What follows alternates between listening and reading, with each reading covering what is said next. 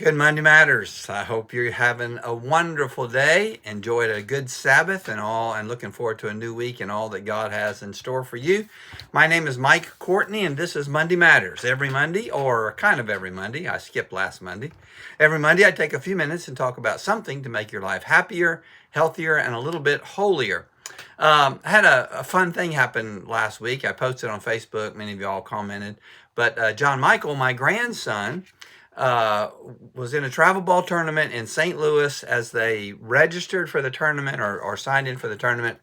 Out of, I don't know, 50 teams involved in this, as a part of the tournament package, they go to a St. Louis Cardinals game. They happen to be playing the Cincinnati Reds, that is our historic family favorite team.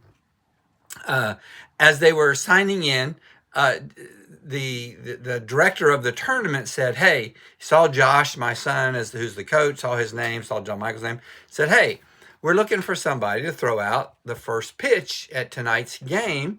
Do you have anybody that could do that?" Josh said, "Yeah, my son would do it." And so, as a family, out of all these 50 teams, I don't know, 20 players on a team, 1,000 kids, uh, out of all these kids, our family was chosen to walk out, our Josh and Jennifer, John Michael and Jackson, and Lance, my nephew, to walk out on the Cardinals field, Busch Stadium, and John Michael walk up to the mound and throw out the first pitch for the game between the St. Louis Cardinals and the Cincinnati Reds. That's amazing. It's amazing. And as we talked about that, I said, that's just favor. That's just God's favor on our family. That got me thinking about that. Is that true? Is there such a thing as favor? Does God play favorites? Is that what that means? Does God choose to bless some people and not bless other people? I don't think so, but I do think there is a concept of recognizing, understanding, acknowledging the favor of God, and that producing more favor in our lives. I have noticed, for example, when I ask somebody, "How are you doing?" and "How are you?" and they'll say, "I am blessed and highly favored," I've noticed they usually are. And those people who don't say that usually are not. So I think there's something about that. So it got me thinking about, and what I wanted to talk about is the psychological concept of favor. Is there anything to that? Are we created in such a way that recognizing and understanding favor uh, makes us different, makes us more likely to know favor? And so I jotted down 4 or 5 things that I think are possible in all this. First of all, there is what I would call the cognitive appraisal theory, that people who look at situations from a positive standpoint, cognitively they look at something and say, I rather than seeing a problem, I see an opportunity. Rather than seeing a challenge, I see a chance for God to do something. That people who appraise things that way, more often than not, they have lower stress, they have greater ambition, they live in such a way that positive things do happen. So here's a verse that goes with that. Romans 8:28. And we know that all things work together for good. So that person who starts with that mindset, whatever is happening to me today, I know it's going to turn out for good. They cognitively appraise things in a positive way. They are more likely, I believe, to see those kinds of outcomes. Cognitive appraisal. When I see things as opportunities rather than challenges, because I believe God is at work, then I'm more likely to have positive outcomes. Here's the second thing: learned optimism. Reframing is another term that we might use.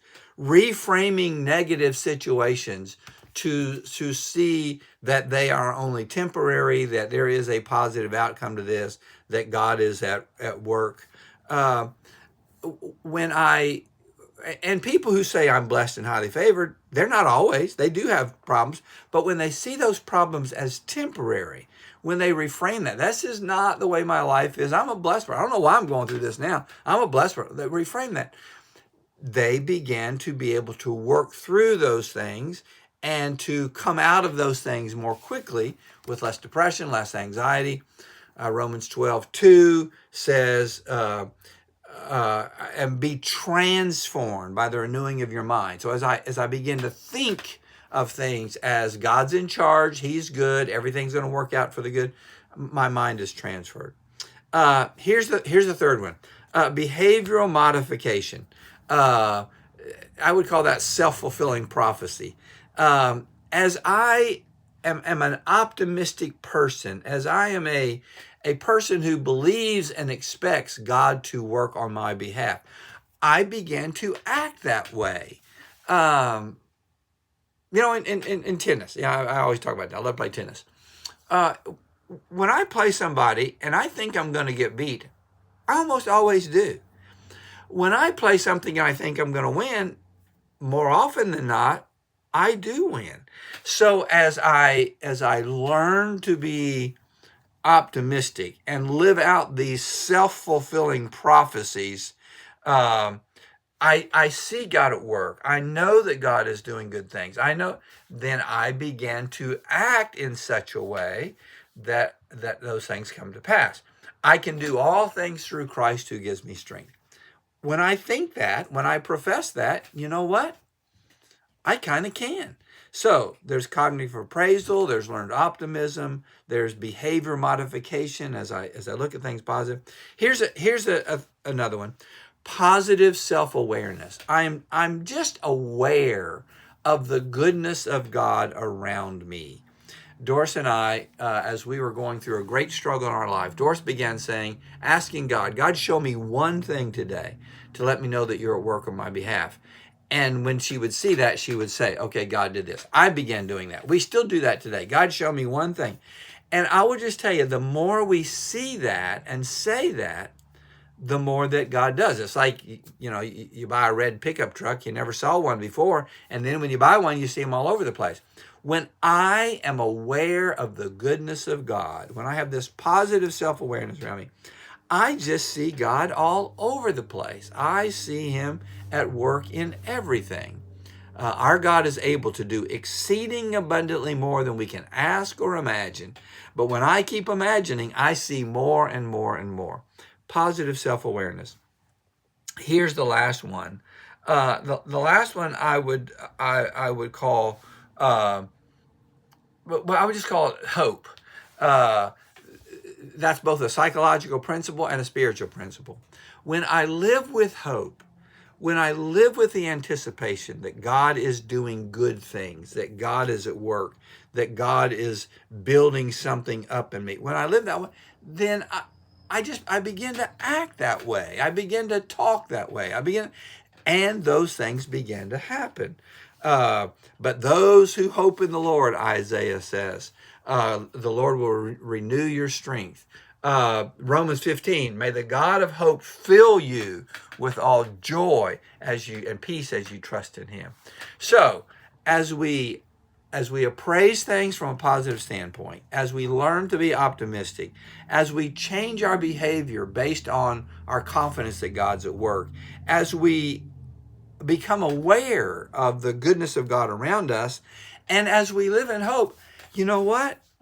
We do see the favor of God. God does bless my family. We do walk in favor, not because we're special, but because we are learning to live in anticipation of that. And if that's true for us, it's true for you. Now, you might not throw out the first pitch at Cincinnati Reds. Cincinnati Reds got pounded, by the way, so favor doesn't work, absolutely. But you might not throw out the first pitch, but I will tell you, God will do great things in your life today if you walk anticipating that, looking forward to the favor of God. Well, this was a little bit long. Hopefully it was helpful. I'll post something every day about the favor of God. God bless you. You are favored to me. Have a wonderful day. I'll see you next week.